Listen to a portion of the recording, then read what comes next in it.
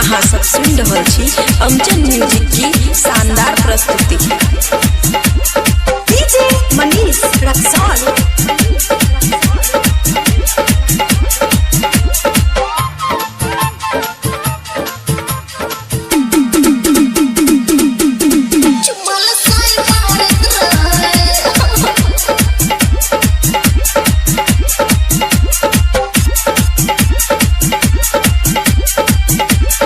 Recording studio बलुआहा।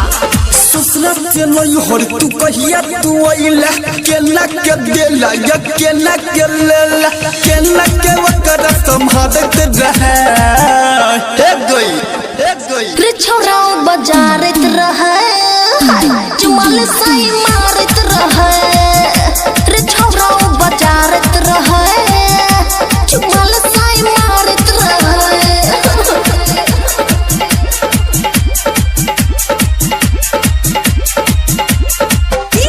मनीष रक्सौल।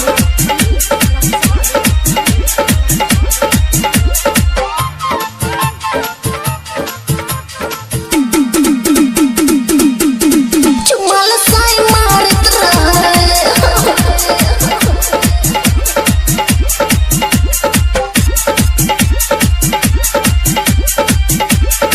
खुशी recording studio बलुआहा। नई हर में रहत न रहला अंगना के घर में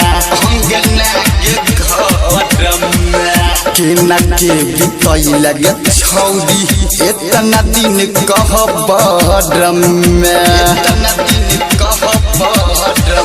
नई हर में रहत न रहला अंगना के घर में केना के बितई लगे छौरी इतना दिन कहबर में केना नथिया के तोरा उतारत रहे हे गई रे छोरा बाजारत रहे जुमाल साई मारत रहे रे छोरा बाजारत रहे जुमाल साई मारत रहे जुमाल साई मारत रहे। डीजे मनीष रक्सौल।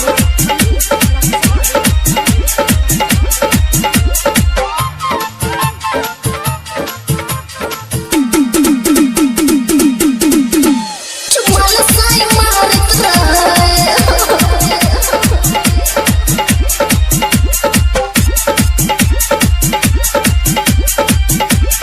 खुशी रिकॉर्डिंग स्टूडियो बलुआहा।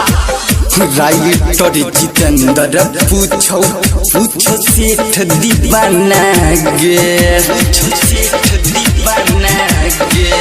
ओकरा में कौन कमी रही झुमल कैला मना गे